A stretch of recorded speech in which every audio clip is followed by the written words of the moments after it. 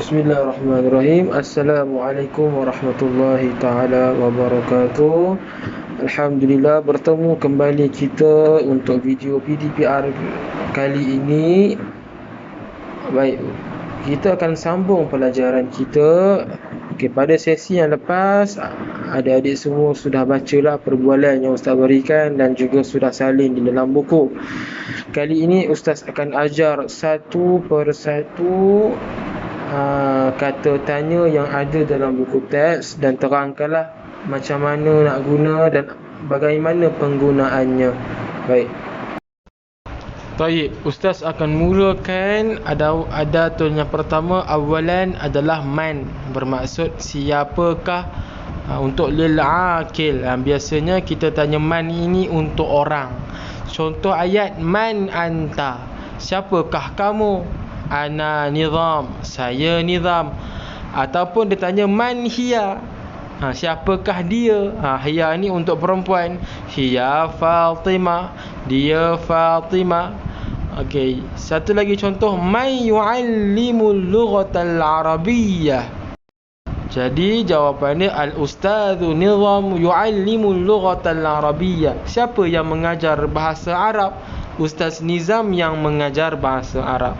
Nampak? Ustaz nak kamu fokus yang pertama, man anta, siapakah kamu? Dia tanya kamu, jadi kita kena jawab saya Nizam. Man hiya, siapakah dia? Dia untuk perempuan, jadi kita ambil balik hiya Fatimah. Baik, perhatikan elok-elok apa yang diperlukan bila mana soalan itu menggunakan kata tanya man. Biasanya nama orang, siapa yang ngajar, siapa kamu dan sebagainya. Yang kedua, thanian adalah mata, bermaksud bilakah. Penggunaannya kebiasaannya untuk lizaman, untuk masa ataupun untuk jam ataupun untuk jadual. Contoh ayat, mata raja'ta ilal bait, bilakah kamu pulang ke rumah? Jawapan dia, raja'tu fis sa'ati al-wahidati lailan, aku pulang pada jam 1 malam. Nampak? Perhatikan perubahan raja'ta kepada raja'tu.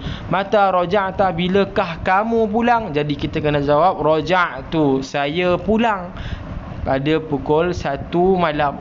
Yang kedua, mata tusafiru ila Makkati, Makkati, sorry salah baris tu.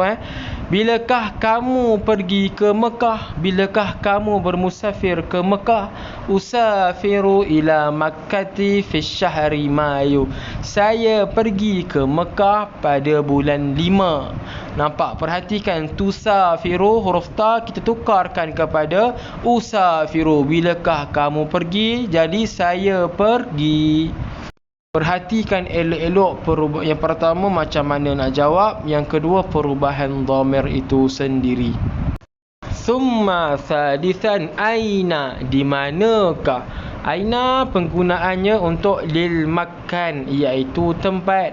Contoh nak tanya, aina tadhhabu, di mana kamu pergi ataupun ke mana kamu pergi. Azhabu ilal mustashfa, saya pergi ke hospital.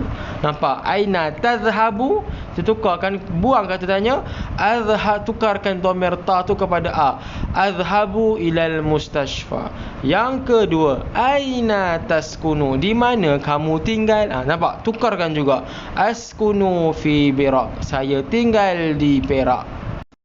Rabi'an, kita guna kam, berapakah. Tujuan dia adalah untuk lil adad, bilangan. Mana-mana soalan yang tanya bilangan kita guna kam, ataupun jawapan kamu nampak ada nombor, maksudnya dia punya kata tanya kam lah dia. Okey, baik, kita tengok kam thamanu ataupun si'ru. Okey, thamanu dengan si'ru tu sama je maksud dia, iaitu harga. Hadza ataupun hadhihi. Tengoklah, kalau muzakkar lah, kalau muannas kita guna hadhihi. Kalaulah kam thamanu hadza, kita guna thamanuhu. Kalau kam thamanun hadhihi, thamanuha. Ikut kepada soalan lah. Okey, thamanuhu khamsatu rinjitan, berapa harga ini? Harganya ialah RM5. Okey, kita tengok contoh yang kedua. Kam adadun hadza ataupun hadhihi. Adaduhu kalau dah untuk hadza, adaduha kalau untuk hadhihi. Khamsatu qalaman. Berapa bilangan ini ataupun itu? Bilangannya ialah 5 pen.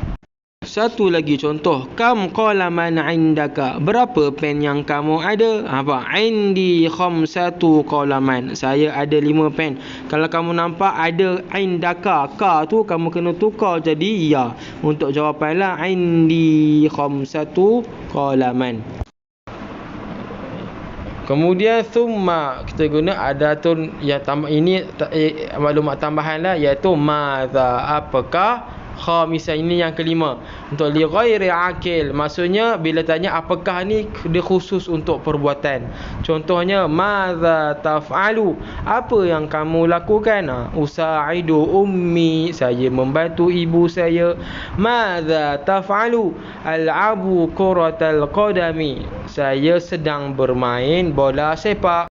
Kena tengok perubahan. Madza taf'alu, taf'alu apa yang kamu buat. Jadi usaidu, ada alif tu kan, maksudnya alif tu sebenarnya membawa maksud saya. Saya membantu ibu saya. Okey. Madza taf'alu, saya bermain kuratal qadami. Al'abu kuratal qadami. Naam, tayyib. Wa akhiran, hal, adakah. Adakah ini dia memerlukan jawapan na'am ataupun la, betul ataupun tidak. Na'am betul, la itu tidak. Hal anta talibun, adakah kamu seorang pelajar? Na'am betul, ana talibun, saya pelajar. Hal anti talibatun, adakah kamu pelajar perempuan? La, tidak, ana muallimatun, saya guru. Nampak? Anta kita kena, untuk soalan anta kita kena jawab dengan ana. Bila mana soalan hal, kita kena jawab na'am ataupun la dulu, baru jawab soalan dia. Okey, tayyib. Tayyib, khulasatul qaul, kesimpulannya. Okey, itu adalah contoh-contoh yang Ustaz ambil daripada buku teks kafar lah. Sambungan kepada video yang lepas, kita baca perbualan dalam buku teks. Ini Ustaz cari dalam contoh-contoh yang lain lah, untuk adik-adik nampak lagi macam mana kita nak guna kata tanya dengan penggunaan yang betul. Okey, kita akan ada satu lagi kelas untuk tajuk ini, untuk kita belajar macam mana kita nak jawab lagi. Okey, tadi kita dah belajar macam mana nak jawab. Minggu depan kita akan belajar sekali lagi macam mana nak jawab. Dan satu lagi kita akan belajar tentang dia bagi jawapan dan macam mana kita nak buat soalan daripada jawapan tersebut. Dia mudah aja. Sebenarnya bila mana ada soalan dan disuruh kita jawab, kita buang kata tanya je. Kita ambil balik. Contoh, aina tadhhabu, kita jawab, kita buat aina tu. Cuma tadhhabu tu kena tukar jadi adhhabu. Sebab aina tadhhabu, ke mana kamu pergi. Jadi bila nak jawab, kita kena cakap saya pergi. Betul tak? Jadi penggunaan aina tadhhabu, kita kena jawab adhhabu. Dan minggu depan juga kita akan belajar dia bagi jawapan, macam mana kita nak buat soalan daripada dia. Dan insya-Allah kita akan masuk sedikit untuk tajuk yang barulah, iaitu jumlah ismiyah. Ayat yang bermula dengan kata nama. Itu sahaja, sila jawab tugasan yang Ustaz berikan. Wabillahi taufiq wal hidayah. Wassalamualaikum warahmatullahi taala wabarakatuh. Syukran.